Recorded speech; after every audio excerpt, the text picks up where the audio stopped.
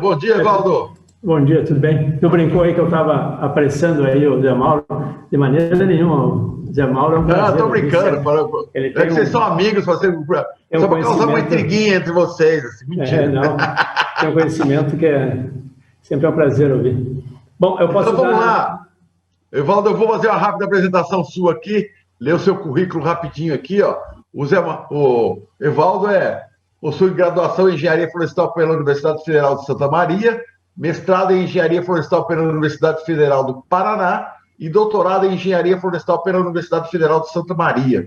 Atualmente é pesquisador da Embrapa Florestas, tem experiência na área de recursos florestais e engenharia florestal, com ênfase em manejo florestal, atuando principalmente nos seguintes temas: manejo de florestas naturais, exploração de florestas naturais, planejamento do arraste, pesquisa operacional e rede de estradas secundárias. Seus trabalhos foram desenvolvidos principalmente em Moçambique e na Amazônia. Falando em Amazônia, o Evaldo sabe tudo de Amazônia. Nós publicamos aqui a sua última reportagem, a reportagem que foi publicada, esse trabalho que você vai apresentar hoje aqui, está lá na notícia do site maisfloresta.com.br, e aí eu estava vendo lá que a legislação até é um pouco restritiva, né, em questão do diâmetro que você pode tirar das árvores. Qual o diâmetro que você pode colher uma árvore na Amazônia? E é uma discussão que eu sei que você vai ilustrar a gente com essa belíssima palestra agora. Evaldo, seja muito bem-vindo. O tempo é seu, a palestra é sua. Ok, então o assunto vai ser o manejo de floresta natural na Amazônia, né? E a gente limitou aqui o título sobre padrão de crescimento e estrutura das espécies, né? Que a gente quer se referir a distribuição geométrica das espécies de interesse, né? Pretendendo dar uma luz ou levantar algumas questões para talvez auxiliem, que podem auxiliar, já estão auxiliando produtores e talvez possa abrir discussão para a legislação florestal. Então, esse trabalho eu fiz junto com a minha colega, a doutora Patrícia Póvoa de Matos, que responsável pela parte de endocrinologia na Embrapa Florestas. Ok? A tela está sendo vista, ok? Tá, né? Ok, Evaldo, está ótimo. O que significa manejar uma floresta de produção? Nós consideramos que quando você vai manejar uma floresta natural, o termo correto deveria se chamar floresta de produção, né? Ela foi permitido legalmente manejar uma determinada área, esse seria o termo correto. Eu não vou dizer os vários conceitos que tem mundiais sobre manejo de floresta natural, mas os objetivos principais que devem ter. Qual é um objetivo que deve ter? O primeiro seria a condução para o maior incremento, senão não é manejo, não é? Se ela vai produzir a mesma coisa sem manejo, eu não estou manejando a floresta. O manejo deve ter produto comercial. No nosso caso, nós estamos comentando sobre madeira, poderia ser outros produtos, poderia ser produtos não madeireiros. No caso aqui, nós estamos dando ênfase à madeira. Tem que ter uma viabilidade econômica, né? Tanto naquele momento, como no tempo, dentro do ciclo, ou seja, o Zé Mauro auxilia muito nessas discussões. Eu não posso gastar mais do que eu vou receber por esse produto. E tem que ter a famosa sustentabilidade, que seria a garantia de produção contínua, né? Eu tenho que garantir que aquela floresta vai ser perene, ela vai continuar produzindo durante os anos vindouros. O manejo está abaixo a legislação florestal e a Instrução Normativa número 5 especifica determinadas parâmetros para o manejo, né? Que nós vamos, alguns deles, depois colocar em questão. A extração não pode ser mais que 30 metros cúbicos, independente da região ou da micro-região amazônica que estiver sendo desenvolvido, ou estado da Amazônia. A permissão é somente 30 metros cúbicos. O ciclo é 35 anos, aparentemente poderia variar de 25 a 35 anos. Inventário florestal 100%, significa amostrar todas as árvores acima de 40 centímetros, em alguns estados acima de 30 centímetros. Manter 10 árvores de porta-semente e corte de cipós. Isso é o escopo do manejo florestal dentro da legislação. A gente vê que não fica nada, ou talvez aparentemente não tenha uma abertura para que eu possa melhorar o incremento das espécies. E esses interventos públicos é visto como um total, como o conjunto de espécies, né?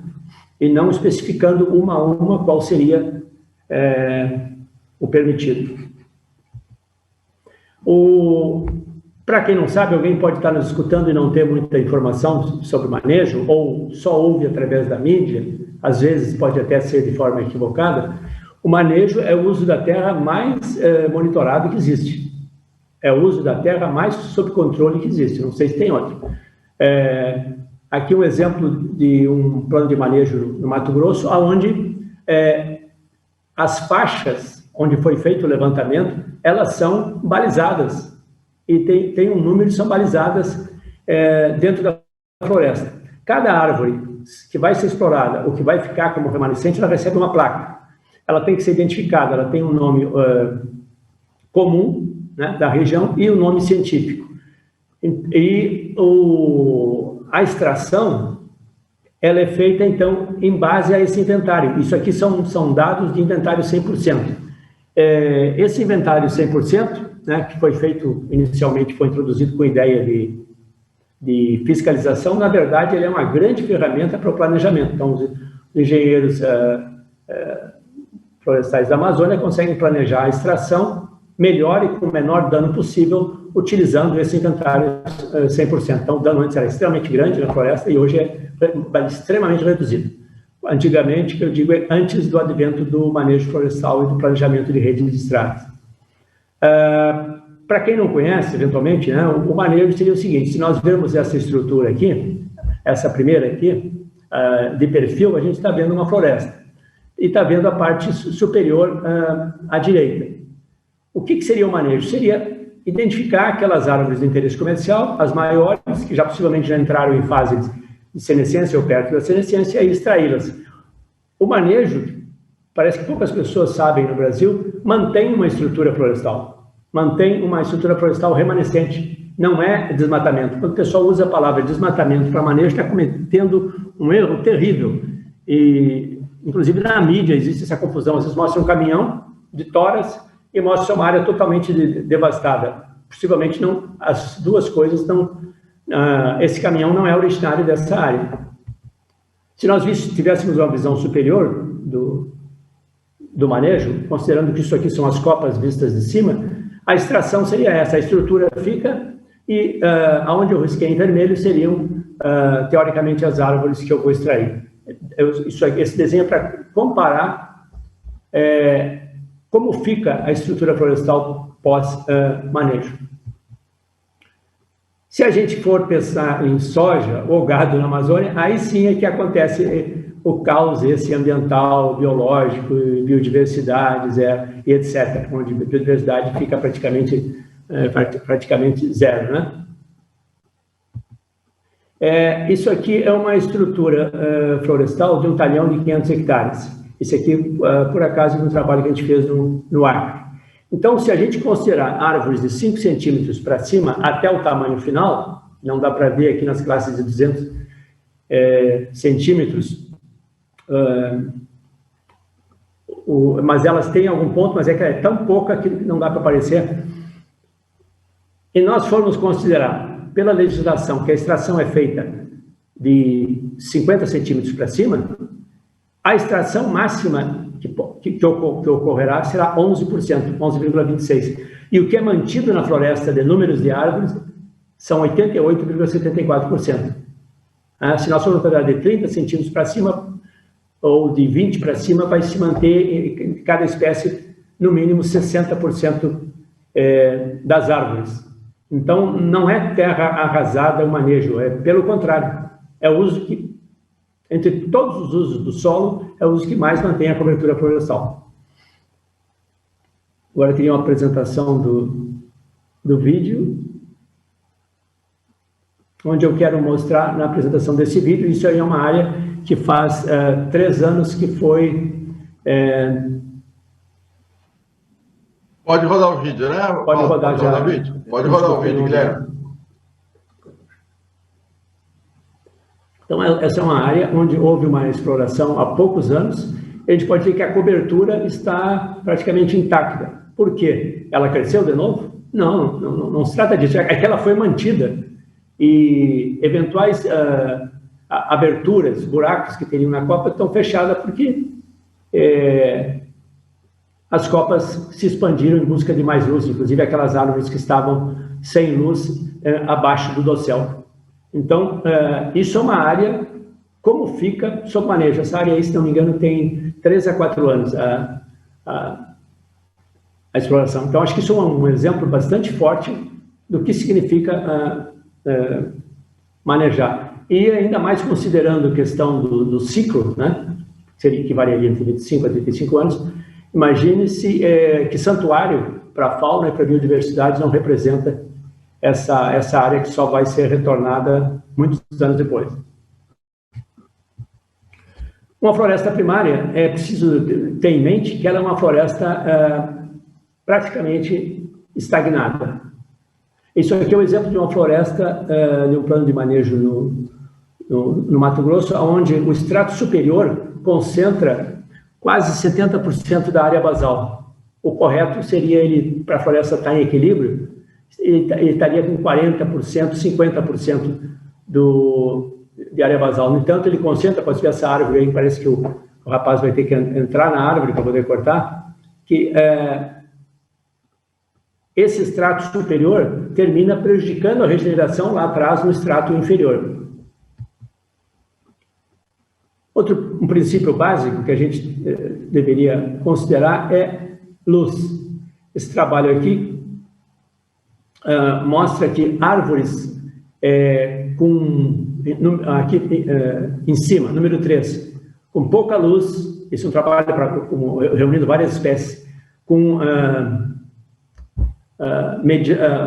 luz parcial e com bastante luz nas copas, o incremento em centímetro, que é o que toca o manejo, né, que é o incremento em diâmetro, é o dobro das árvores, onde está indicado o número 3, que estão sob o dossel e não tem praticamente luz. Então, isso é muita diferença. Quer dizer, essa diferença em incremento diamétrico pode significar atravessar uma classe diamétrica em 10 anos ou em 20 anos, em 20 anos ou em 40 anos. Tá? Então, ou reduzir o que lá em cima podia levar, de repente, 40 anos e passar para 20. Então, isso é a importância da luz. Então, o manejo propicia o incremento da maior parte das espécies, um melhor incremento. Outro princípio básico é a curva de crescimento. A curva de crescimento no caso, nós estamos falando da árvore, mas vale para todos os seres vivos ou inclusive para populações.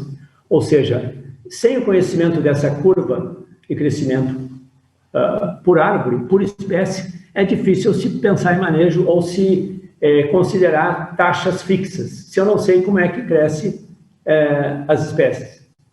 Então, isso aqui é um exemplo de como eu devo estar atento para o crescimento de cada espécie. Nós vamos ver como isso. Então, essa curva tem um ponto de inflexão, onde ela atinge o seu máximo, e um ponto de máxima tangência, onde começa praticamente a estagnação. Né? Ponto de inflexão corresponderia ao nosso conhecido incremento corrente anual, e o ponto de máxima tangência corresponderia ao cruzamento do incremento corrente anual e o incremento médio anual.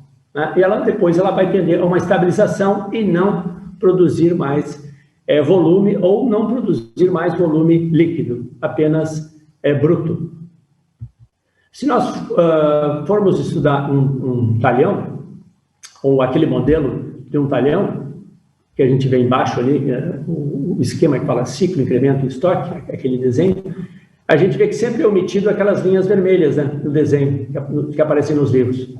Na verdade, aquelas linhas vermelhas que eu coloquei ali indicam que E existe um momento zero de crescimento também de uma população, né? Quando as árvores chegaram no fim da vida, elas tiveram um momento zero de crescimento.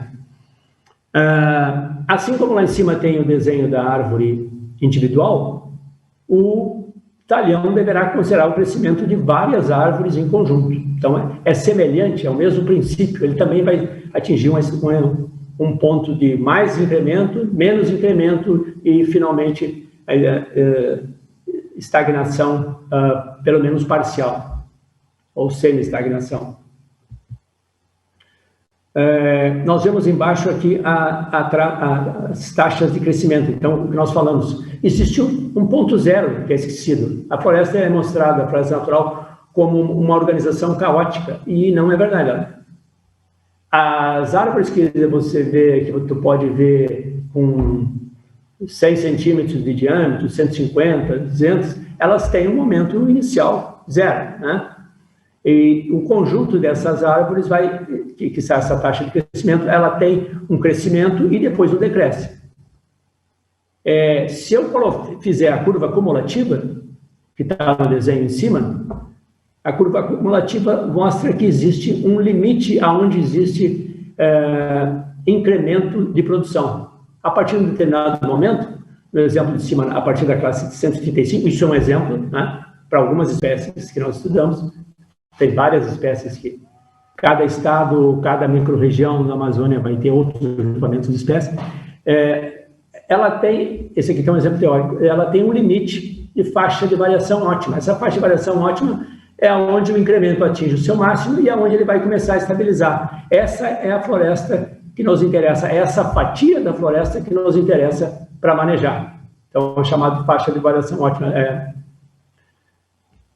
Conceito que já existe desde Odum, né? O ecologista já considerava para a produção de vários seres vivos ou populações essa faixa de variação ótima. Então, o que existe para nós no conceito de manejo, deveria existir, não é uma floresta caótica que vai até 150, 200, 300 centímetros de diâmetro, mas é até onde ela produz produção líquida e não apenas bruta. A partir desse momento aqui, a floresta, se for deixado as árvores da floresta, começa a ter a produção bruta, né? E não líquida mais. Condicionantes de produção. Vamos falar alguns condicionantes para a produção. Um dos principais, né, que os pesquisadores sabem, é a mortalidade. Né? Então, isso aqui é um exemplo simbólico de grande número de espécies. Mas cada espécie tem um modelo teórico padrão, esse aqui. O que acontece? A mortalidade é maior nas classes menores, devido à alta competição, depois ela atinge estratos superiores, ela está numa certa maturidade com determinada saúde, e essa mortalidade estabiliza. E depois, quando ela fica mais velha, ela começa a morrer de novo. Então, a gente começa a ver que essa condicionante começa a limitar que pontos de diâmetro que eu posso pensar sobre manejo. E a gente começa também a questionar a questão de uma taxa única para grupos de espécies. Quando a gente defende que nem taxa deveria ser manejada a estrutura da floresta. Outro condicionante de produção é o percentual de ocos que danificam a árvore de maneira que impossibilite ela para a produção madeireira, para uso comercial. O que a gente viu? Um estudante fazendo uma pesquisa em Rondônia identificou que o grupo de espécies obedece quase uma equação perfeita. A correlação é 97% entre o aumento da classe diamétrica e árvores com danificação que a impossibilitam para serem usadas. Ou seja, isso aí é um ponto a mais para nos esclarecer sobre a questão da árvore ser mais velha e com mais podridão. Ou seja, se essa correlação é nesse sentido, o efeito só pode ter sido do tempo de exposição da idade da árvore na floresta, onde está aumentando progressivamente o número de árvores com dano. Chegando a um ponto em que 40% das árvores são perdidas de acordo com a classe diamétrica. Então, isso é causado confusão quando se não analisa isso. Então, na verdade, isso deveria ser avaliado espécie a espécie. Tem espécies, como o cedrinho, o erisma, ele não tem esse modelo. Então, tem outro modelo de ocorrência de ocos, né? Então, a gente tem que estudar espécie a espécie para saber como isso vai ser balanceado na parte do manejo, na decisão sobre corte, na decisão sobre diâmetros de corte, na decisão sobre produção. Outra condicionante de produção, que às vezes que sempre é esquecida, é que nós temos que ter informações sobre o crescimento das classes, por classe geométrica. Muitas vezes as informações que a gente vê, existe uma grande lacuna nas publicações científicas, nas informações sobre as espécies da Amazônia, e mesmo do Brasil em geral, é que aparece crescimento médio da espécie, e não o crescimento por classe diamétrica. Tem que saber como cresce por classe diamétrica para fazer simulações mais confiáveis.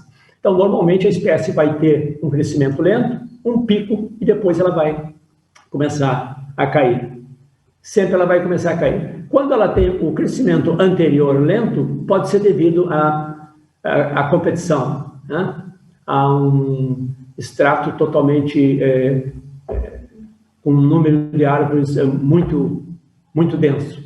Mas quando ela atinge o máximo, nós sabemos que ela está no dossel e que ela está recebendo plena luz. Então, quando ela começa a cair, é que ela está realmente entrando em fase de pós-maturidade e senescência, né? Porque aí já começa a ter influência em que a respiração começa a suplantar a fotossíntese. Um exemplo melhor aqui, ó. Por que condicionante de produção? Por que o incremento por classe diamétrica é importante? Imagine-se aqui essas 3 espécies, tá? E cada uma atinge um máximo de incremento semelhante. Atinge um incremento por classe por diâmetro de 0,8 centímetros. Isso é um exemplo teórico, tá?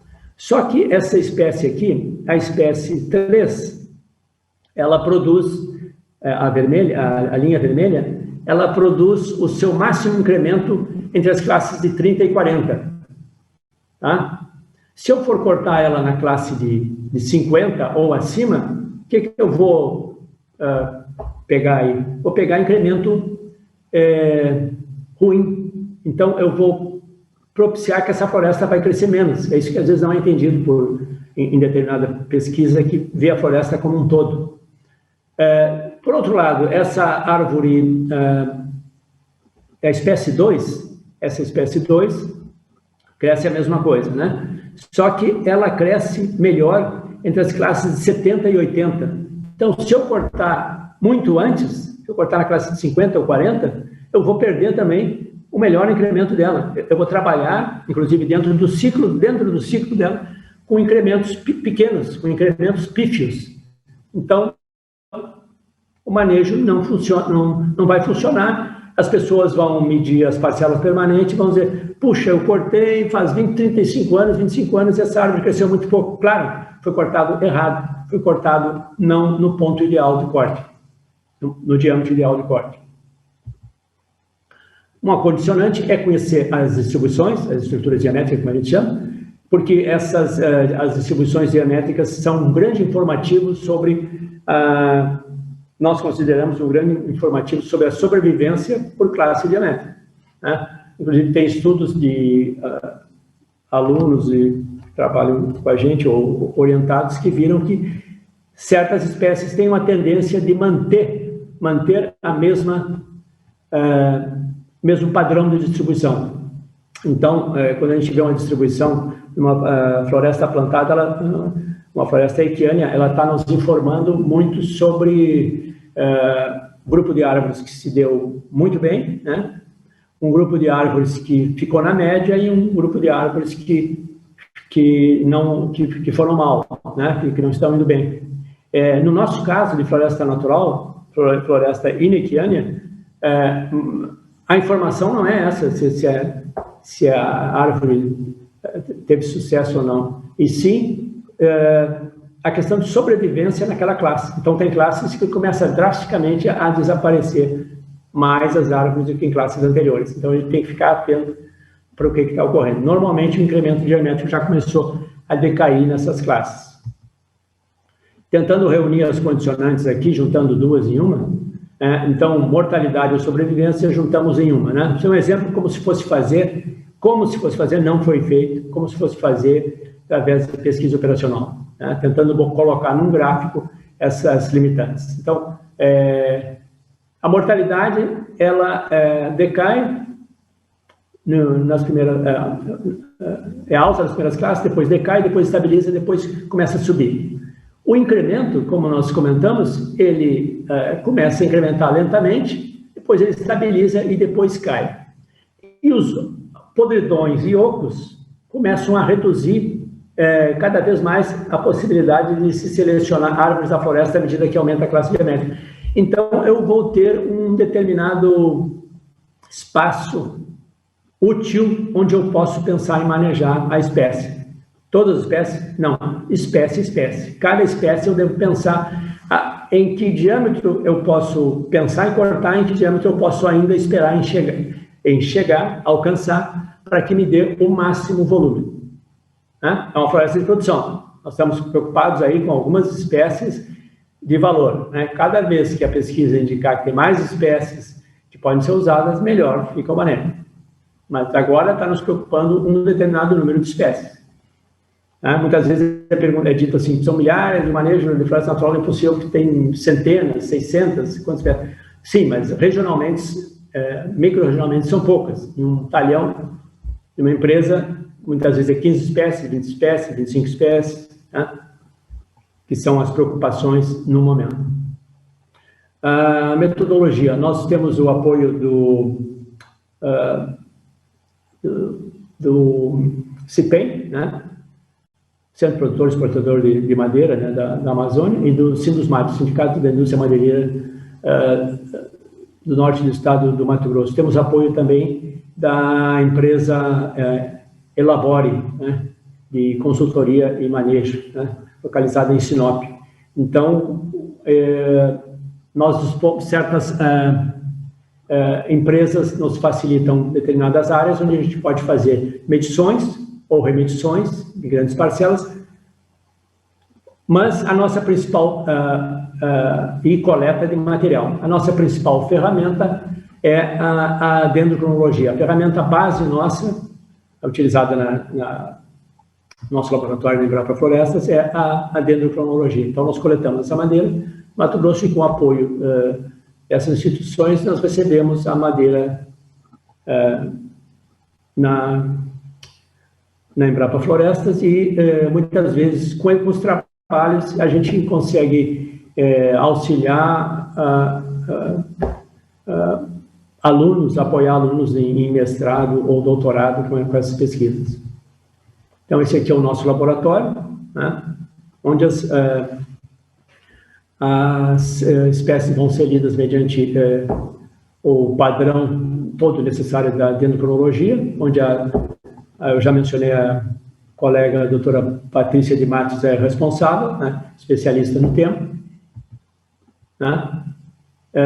Já foi identificado, nós já trabalhamos agora, eu acho que com 15 espécies do Mato Grosso, e as espécies mostram um anel, né, como se chama um tabu também, que foi mantido vários anos, dizendo que, preconceituosamente, que as espécies nativas não mostravam anéis, né? Então, isso é um facilitador muito grande para a avaliação do tempo de desenvolvimento das espécies.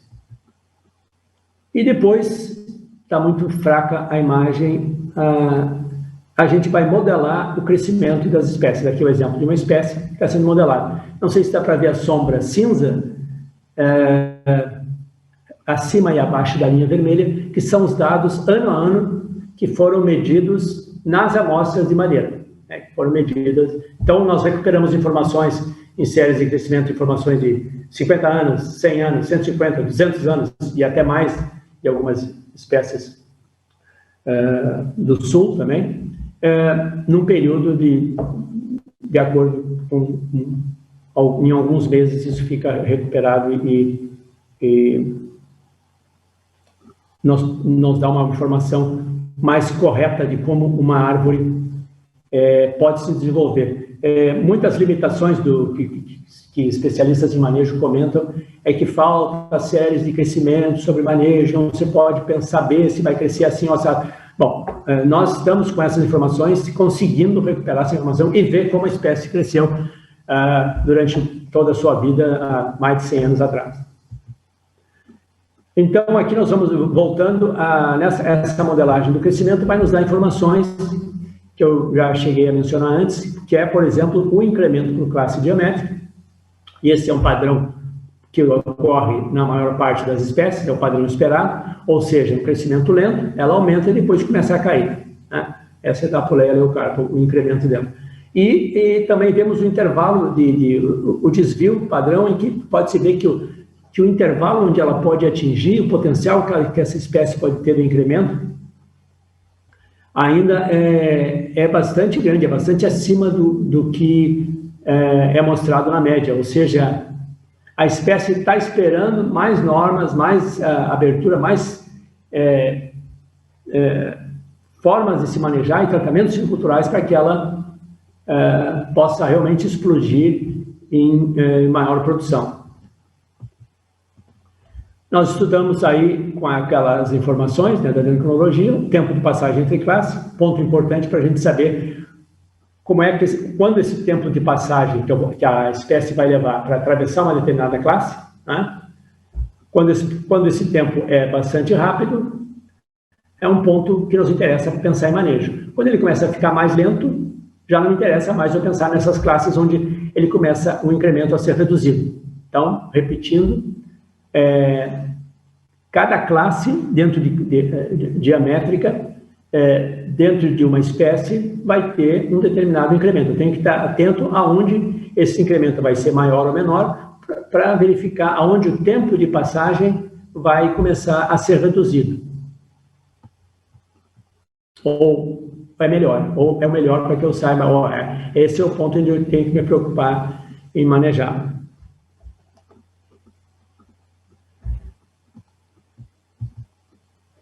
Então, de posse dessas informações, vamos supor que o engenheiro florestal,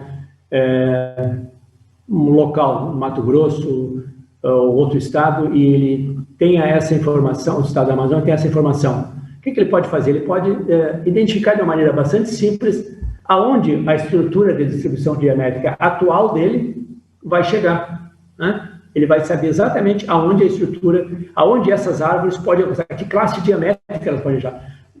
Tira um pouco aquela questão de arbitrária, de não se saber se vai crescer, até onde vai crescer, porque eu cortei, como eu mostrei naquelas 3 espécies, em ponto diferente, porque eu cortei em momento inadequado. Em momento inadequado, ou no caso da floresta amazônica, floresta natural, eu cortei no diâmetro errado, né? Como eu sei o padrão de crescimento dessa espécie, eu vou saber aonde ela pode chegar, aquela estrutura que ele tem, aonde ela pode chegar. E vai saber que classes são passíveis de tratamento. Essas primeiras classes, onde o tempo de passagem é extremamente longo, essas árvores são passíveis de tratamento silvicultural. Muitas vezes a gente vê determinados trabalhos fazem por redução de área basal como um todo, sendo que hoje tem equipamentos, tem procedimentos, como o próprio Modeflora, que a Embrapa desenvolveu, que podem localizar a estrutura da floresta melhor, né? Os próprios inventários 100% podem localizar a estrutura da floresta melhor, onde está agrupado as árvores menores, as árvores maiores, a tendência ao agrupamento dessas árvores. Então, não adianta fazer uma redução de área basal total, tem que fazer uma redução de área basal em classes de diâmetro que merecem tratamento silvicultural. Para frente do ponto ótimo, do ponto melhor, não me interessa mais, porque aí a árvore já entrou em senescência. Então, não adianta eu fazer tratamento silvicultural em árvores, que eu sei que aquela espécie, ela, a partir de determinado diâmetro, já passou a ser necessário. Não adianta eu fazer melhoria, né? Melhoria de abertura lateral, etc. Aqui está o modelo de crescimento em si, né? Está o modelo, e eu sei que essa árvore, por exemplo, pela legislação é 50 centímetros de diâmetro, né? 50 no eixo Y. E eu vejo o tempo aqui embaixo. Se o ciclo for 35 anos, eu sei que árvores perto da classe de 50, que estão abaixo e não foram cortadas, eu sei onde elas vão poder chegar. E vou saber também que a partir de que ponto as árvores vão vir, a partir de que classe as árvores vão vir, e vão poder entrar na classe comercial. Então, isso é uma ferramenta bastante útil para o produtor, né? Ele vai saber que a partir da classe de 35 para essa espécie, se aguardar o período de 35 anos, elas vão conseguir atingir a classe comercial. Por outro lado, árvores que já estão perto da classe de 50, elas vão poder chegar até a classe de 60. Então, a informação que começa a retirar o achismo do manejo florestal. Outro uso que a gente fez é através da simulação matricial, a gente isolar classe a classe, né? Então, a simulação, né? Inclui informações de mortalidade, e temos o incremento de acordo com cada classe. Então, eu vou ver, classe de 25, por exemplo. Se eu isolar essa classe, não receber nenhuma árvore, e ela só puder avançar para frente, que tipo de volume ela vai produzir? Volume líquido ou volume bruto? Volume líquido. Classe de 35, mesma coisa. Classe de 55, classe de 75. Classe 75, na mescla, se vocês estão podendo enxergar bem, é a última classe nessa nossa simulação que indica que ainda vai ter produção, incremento líquido. A partir daí, só bruto, né? A gente coloca negativo, mas não é negativo, na verdade é bruto. Essas informações, de certa maneira, elas têm mais de 50 anos, né? Mas parece que são desconhecidas em manejo. Então, não adianta eu subir arbitrariamente todas as classes, subir o corte de todas as classes para todas as espécies, subir o diâmetro de corte, porque umas vão ser produtivas e outras não vão ser. O cambará, por exemplo, é uma espécie que ela, na região de Sinop, Qualia albiflora, ele, a partir da classe de 55, ele já não tem mais produção bruta, líquida, só bruta. Então, né, não adianta, se eu subir para essa classe, subir o diâmetro, não interessa. E essa outra árvore, a mescla, eu também tenho que cruzar com aquelas questões que eu comentei. Podridão, né? Ciclo, ver a questão, se o ciclo com relação à parte econômica, né? Tem outros fatores, né? Onde é o melhor momento que eu devo considerar.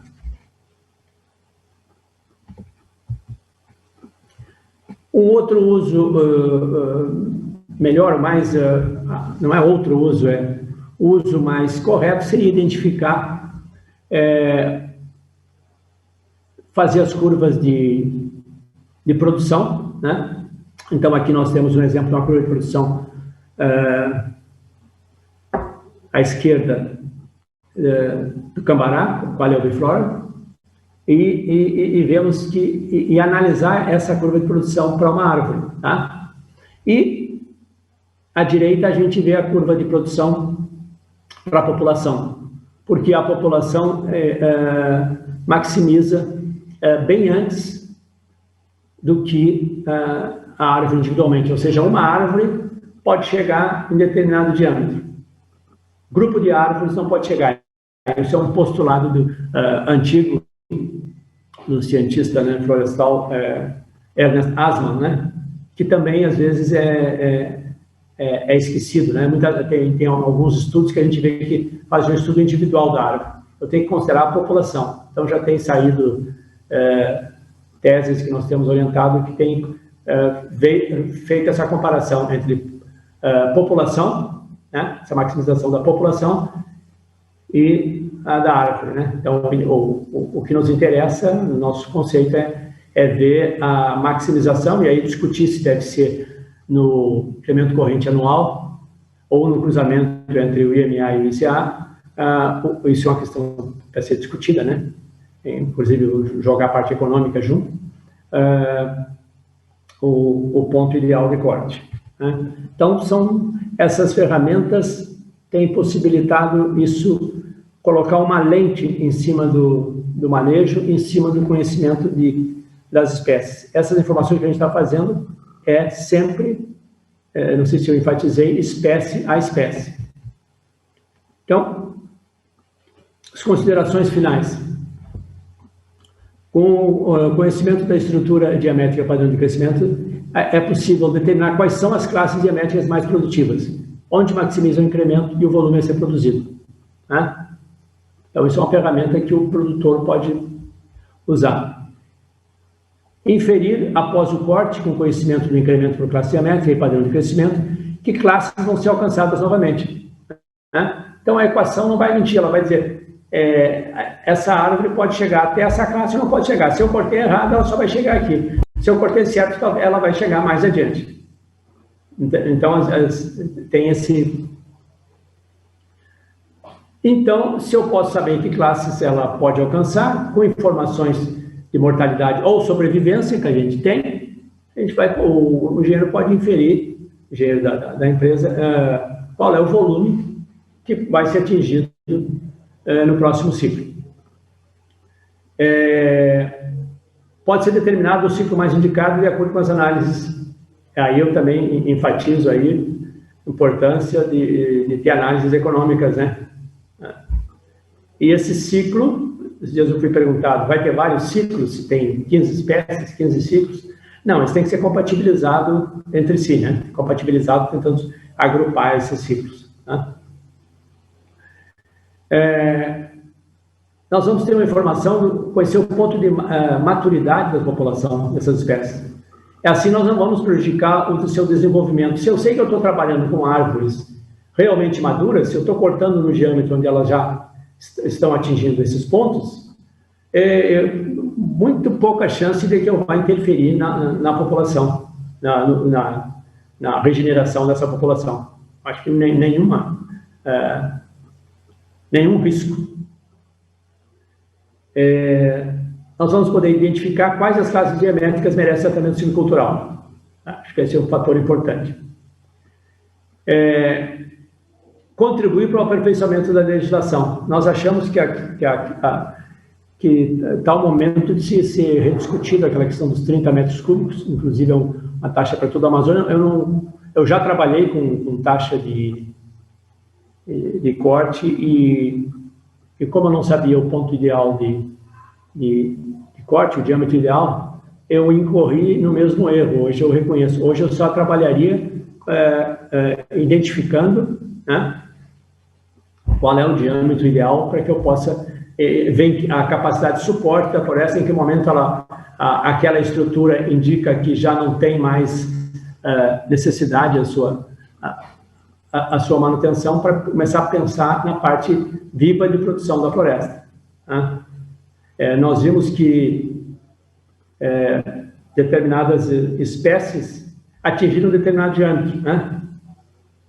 Aí existe uma confusão, às vezes, nas pesquisas, assim, onde é que vai atingir esse diâmetro de novo? Provavelmente nunca mais, porque a parte viva, como nós vimos, é anterior a isso. A parte onde ela estabiliza, onde ela atinge aquela capacidade de suporte. Então, agora nós não temos que pensar numa floresta de crescimento um pouco mais rápido, né? Um pouco ou bastante mais rápido. Nós vimos que essas espécies podem duplicar o seu incremento, mas esquecer aquela estrutura original que havia. A estrutura agora vai ser de uma floresta de produção, mantendo todos os benefícios ecológicos e biológicos da floresta. Bem, era isso aí. Não sei se eu fui rápido ou se eu demorei demais. Não, tá ótimo, tá dentro do tempo. Você tem um último slide com o seu contato, Evaldo? Aí, então volta. E publicações, quem quiser contactar, ver publicações, ou a gente indicar palestras que a gente tem no YouTube, ou trabalhos publicados, a gente, com prazer, abrir discussão também sobre esse tema, né? Inclusive, esperamos que a gente possa contribuir futuramente com a legislação do Estado e com os produtores do Estado do Mato Grosso, que é a nossa base agora de pesquisa principal, né? Então, obrigado, Evaldo. Tá aí o contato do Evaldo. Eu já coloquei aqui no grupo aqui do WhatsApp a reportagem que está no site do Florestas Online, que inclusive tem um vídeo lá, reportagem que a Kátia Pichelli passou para mim, do que saiu agora em setembro, né, que foi divulgado esse trabalho de vocês. Está lá a reportagem no site Mais Floresta, quiser mais informações sobre tudo que o Evaldo falou. E eu vou começar com uma pergunta aqui. A legislação, ela tá escrito lá na legislação que pode cortar a partir do DAP de 30 centímetros, né? É isso? Quer dizer, você não tem lá na legislação essa variação, é 30. O cara chegou na floresta, viu uma de 30, mediu, pode cortar? É isso que a legislação diz, né? Não, a legislação ela é bem feita, assim, ela monitora, né? É 50 centímetros, tá? É 50.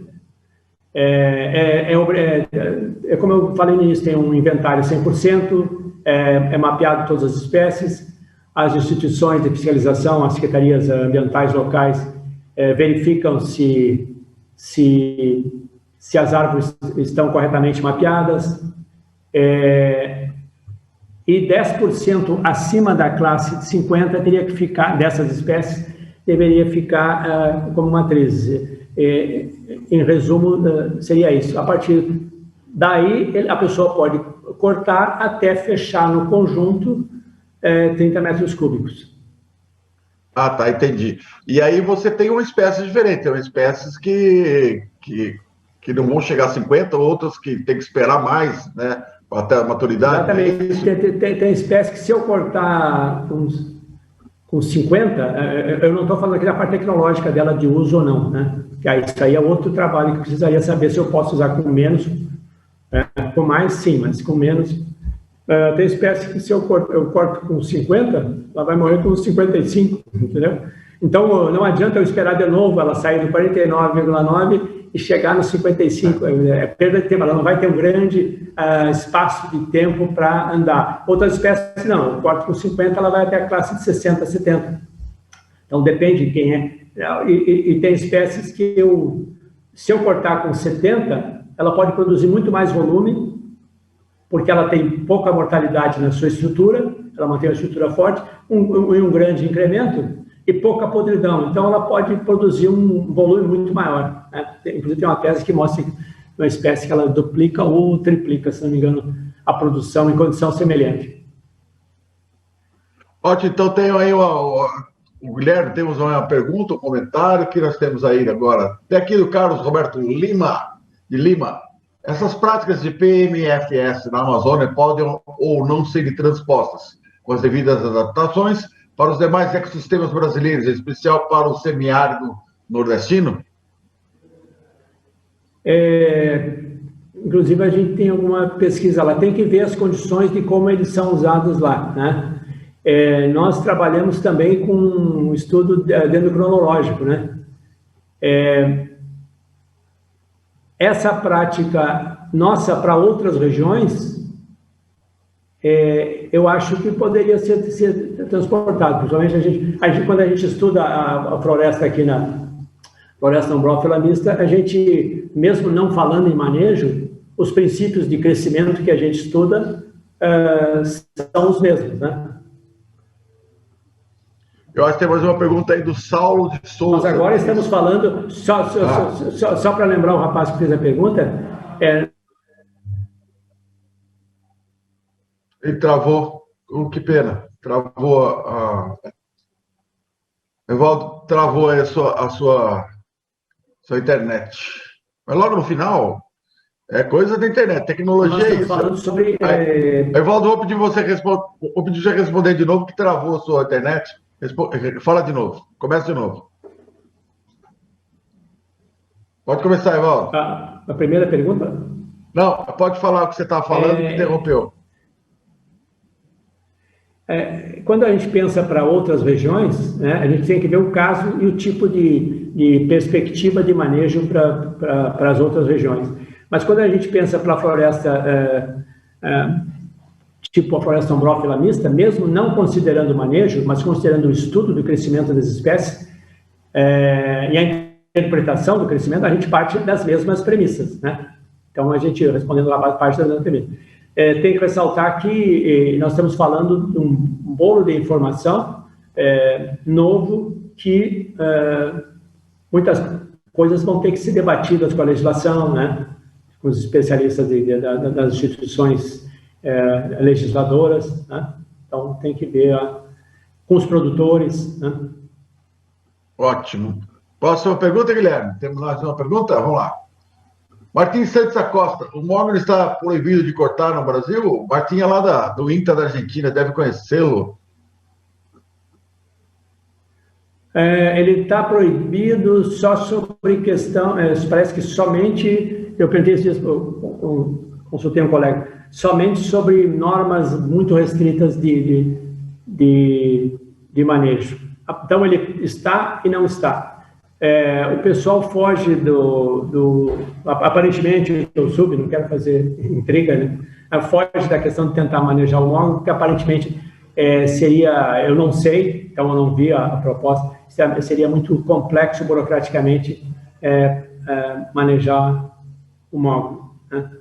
Eu acho que aliás, vou aproveitar e falar aqui, quando está querendo se proteger uma espécie, aí que deveria permitir o manejo, né? É o contrário, as pessoas fazem o contrário. Quando eu quero proteger a espécie, eu deveria estimular, facilitar o manejo, desburocratizar o manejo, para que mais e mais áreas, dentro ou fora da reserva legal, fossem utilizadas, que essas áreas estariam se tornariam um santuário de floresta, né? Onde é mantido 88% da estrutura florestal. E vocês viram no início, né? Cobertura de floresta ali, para a fauna, para tudo. Então, o que eu eliminaria é a emoção quando é para a utilização para lavoura, para soja, para gado, isso é na Amazônia, né? Estou falando da Amazônia, não outras áreas do Brasil que são indicadas para essas atividades. Ok, Guilherme, temos mais... Não sei se foi claro. Foi, então, tranquilo. A próxima pergunta... Saulo de Souza pergunta: quão distante estamos de usar diâmetro mínimo para cada espécie, sendo que já é previsto na legislação, eu vou espirrar, e ainda pouco implantado? Será uma questão de capacitação ou questões econômicas? Deu para entender. Eu acredito que é uma questão de mudança de paradigma, tá? É uma questão de mudança de paradigma. A gente, quando fala nisso, fala isso para colegas, né? Colegas de variados locais, instituições ou empresas, o pessoal está acostumado, e a legislação está acostumada a um tipo de produção, tá? Mesmo o produtor está acostumado a um tipo de produção. Então, eu penso que seria uma questão de maior apoio das instituições de pesquisa, das universidades, etc., para localmente se desenvolver esse estudo. Tirar isso da obrigatoriedade. Porque não pode ser obrigatório. Se descobre uma coisa, torna obrigatório. Descobre uma coisa, torna obrigatório. Porque vai engessando o produtor. Mas deixar opcional. A nossa ideia vai ser, inclusive eu estou participando agora, se o pessoal do Cine dos Vales está ouvindo, a nossa ideia é fazer um elenco de propostas de manejo em que as instituições de pesquisa, em concordando, o produtor vai optar. Eu vou optar por esse sistema, onde eu considero isso manejo com diâmetro ótimo para as espécies que eu uso, ou eu vou usar o manejo tradicional, né? Eu acho que seria por aí a questão. Evidentemente que o manejo que a gente propõe possivelmente reduziria ciclo e aumentaria a produção. Então, se a pessoa está interessada em produção, possivelmente não, com certeza, se a pessoa está interessada em floresta de produção e ele vai manter aquela área como floresta seja por uma obrigatoriedade legal, seja por interesse, esse sistema seria melhor, esse sistema nosso. Né? Então seria uma questão, eu acho que é uma questão agora da gente sentar com legislação, com produtor, e não haver acirramento ou oposição, ser debate, sem ser um congraçamento de discussão de um tema que é para melhorar a engenharia florestal. A engenharia florestal estagnou um pouco nos últimos anos na área de manejar a floresta natural. Né? Então tem como monitorar ela adequadamente, né? Tem o Modeflora, como fazer um planejamento bem feito, né? Vários colegas na Amazônia fazem um planejamento irrepreensível da extração com o menor impacto possível, mas a manejar que eu possa, o que me garante maior crescimento? Né? Mesmo que alguns tratamentos silviculturais são tentados em nível de pesquisa e depois são dificultados para a utilização de acordo com a legislação. Né? Desbaste não pode haver, né? Desbaste que fomentaria o melhor incremento. Então, é isso aí. Eu acho que a questão agora é de sentar. Nós queremos ver se passa essa pandemia, a gente começa de novo a falar com produtores, mas tem que ser um negócio que todo mundo chegue a um ponto de equilíbrio. Se for alguém se sente prejudicado, incomodado, não tem graça a coisa, né? Vai ter que ser uma coisa que por isso que eu não acredito muito quando a legislação ela cai em cima da pessoa. Ela tem que ser primeiro debatida e entendida pelos todos os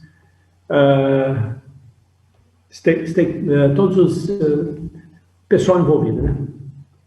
Então, vamos lá, mais uma pergunta, Guilherme. Vamos lá, seu diretor, vou colocar mais uma pergunta aqui, que vem do Gideon Santos. O DMC é 50 centímetros, porém é necessário observar por espécie como é seu desenvolvimento. Sendo assim, o DMC ideal para todas as espécies tem que ser por espécie, mas será que isso é feito?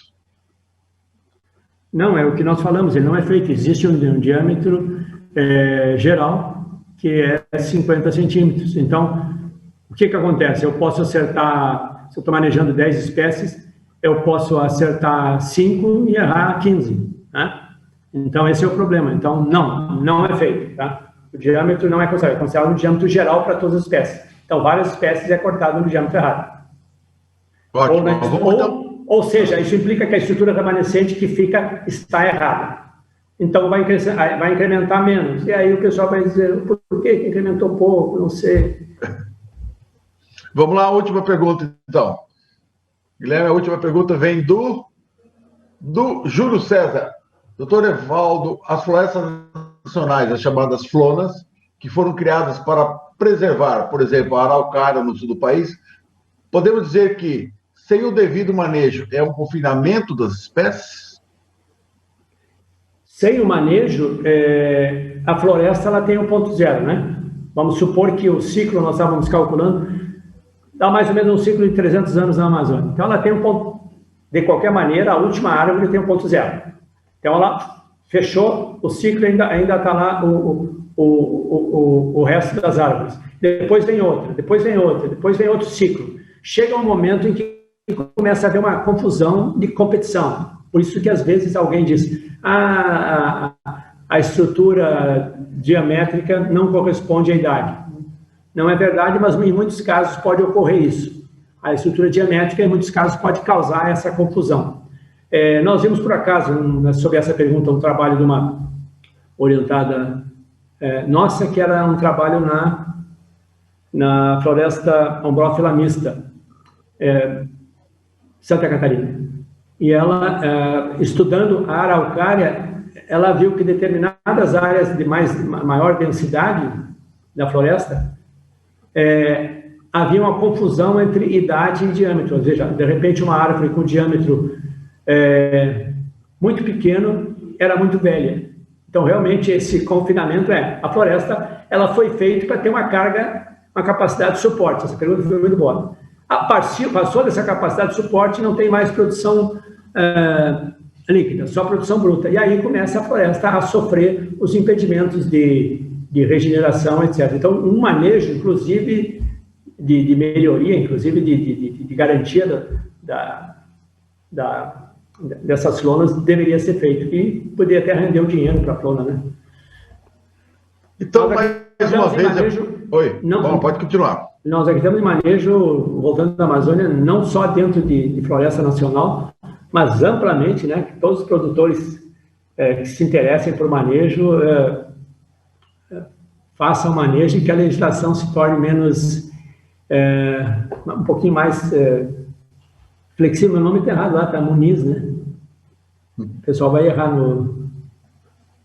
Ah, Valdo Foz. Tá errado, agora que eu vimos, hein? Seguinte, vamos lá. Muito obrigado, então, Evaldo, pela sua palestra, pela sua belíssima palestra, esclarecedoríssima. Foi muito bom. E eu queria agradecer mais uma vez, você que é a segunda vez já participa do nosso congresso, e dizer que agora nós vamos mostrar como é que está a programação de amanhã, que está imperdível. Amanhã é quem mexe com operação florestal, colheita florestal e transporte de madeira. Evaldo, muito obrigado. Eu vou pedir para o nosso diretor já colocar aqui na tela a programação de amanhã. Obrigado, Evaldo. Ok, eu que agradeço, hein? Uma honra participar do teu trabalho, Evaldo. Obrigado. Vamos lá. Amanhã, sexta-feira, vamos começar com o Marco Casarim, da Komatsu Forest. Vai falar sobre a nova era do pós-vendas. Depois o João Yannis Fuentes, que é nosso professor do curso de colheita florestal da Forest Class, vai falar sobre minha inteligência artificial na colheita 4.0. Rodrigo Marangoni, da Ponce, vai falar sobre CLT, Cutselang, o futuro da floresta. Muita informação de qualidade. E aí, nossa amiga Jocelane de Araújo Francelino, da Bracel, vai falar sobre desafios da colheita florestal e a presença da mulher no setor. Tem mulher na colheita florestal? Ela vai falar amanhã. E vamos encerrar com o Vinícius Castelli, que é da Compitec e da Celebogen, que vai falar sobre soluções e tecnologias para o setor florestal. Essas palestras de amanhã realmente estão imperdíveis. Avise os amigos, chame todo mundo que trabalha com florestas, com colheita florestal, que amanhã cheio de palestras inéditas. E agora, para encerrar, como a gente faz todos os dias, vamos primeiro mostrar quem foram os ganhadores dos 3 concursos gratuitos quem fez inscrição no Florestas Online está concorrendo. Quem foram os 3 de ontem? Vamos colocar na tela, Guilherme. Aí, vamos lá. Ganhadores do sorteio de quarta-feira do Congresso Florestas Online. Os 3 cursos gratuitos da Forest Class foram para, vamos lá, Francisco Tarcísio Moraes Madi, Humberto de Jesus Eufrade e Natália Risso Fonseca. Esses são os 3 de hoje, e vamos os 3 de ontem, e vamos aos 3 de hoje. Está tudo pronto para o sorteio, Guilherme? Já podemos fazer o nosso sorteio? Está aí o sorteador automático, vai sortear. Pode clicar, não. Vamos sortear, vamos ver quem vai ser o primeiro ganhador. Número 330, inscrição número 332. Vamos ver quem vai ser o 332, está 1.207, voltando. Quem foi inscrito no 332 foi aumenta um pouquinho a fonte, pois, 332, para frente. Aí, aumenta para mim a fonte, para eu poder ler. Romaita Samuel Jackson Ramo. Eu acho que esse cara não é brasileiro, hein? Mas tudo bem, vamos lá. Amanhã a gente fica sabendo. Eu vou pegar o e-mail dele e vou entrar em contato depois para a gente saber os detalhes de como você, ganhador, vai fazer para adquirir para se matricular gratuitamente nos cursos da Forest Class. Próximo sorteio vai para o 1134. Quem que é o 1134? Correndo, vamos lá. Para baixo. 1100, passou. 1134. A Suzy Cristina Pedrosa da Silva. Suzy Cristina ganhou um curso gratuito da Forest Class. Maravilha! Último sorteio de hoje. São 3 todos os dias, hein? Amanhã não, amanhã são 6. Lembra? Amanhã são 6 sorteios. Tem brinde esta manhã. Vamos lá. 485. Quem quer o 485? Vamos voltar. 485. Vamos saber quem ganhou. Passou. Voltou. 4, 5, 6, 7, 6, 4. Luiz Ugaldi. Luiz Ugaldi acaba de ganhar também um curso. O Luiz Ugaldi, se eu não me engano, o Ugaldi é do Uruguai. A gente vai conferir logo mais. Amanhã eu vou dar todos os detalhes para vocês. Então, gente, é isso. O sorteio já está feito. Queria agradecer a todo mundo que participou aqui do nosso chat, que nos deu os parabéns. Parabéns também aos palestrantes, que hoje foram palestras muito boas, todas também com muita informação de qualidade. Eu queria agradecer cada um de vocês que estão aí nos assistindo, que ficaram até agora, que hoje também passamos um pouco do horário. Agradecendo nossos patrocinadores Armogen, Bayer, Pirexes, Komatsu Force, Atamex S, Guarani, EcoProducts, Comptech, Equilíbrio Equipamentos, Sonnebogen, Ponce e Dinagro. Muito obrigado a vocês todos que estão todos os dias aqui aparecendo na nossa tela. E você que está em casa, muito obrigado. Bom almoço para você. E nos vemos amanhã a partir das 8 horas da manhã. Até mais. E ó, não esqueça, hein? Eu estou mandando um e-mail todo dia no final da tarde com a programação de amanhã e os links de como você entrar no nosso, para acessar a nossa transmissão no nosso Congresso Floresta Online. Tchau, muito obrigado. Obrigado, Guilherme, e até amanhã.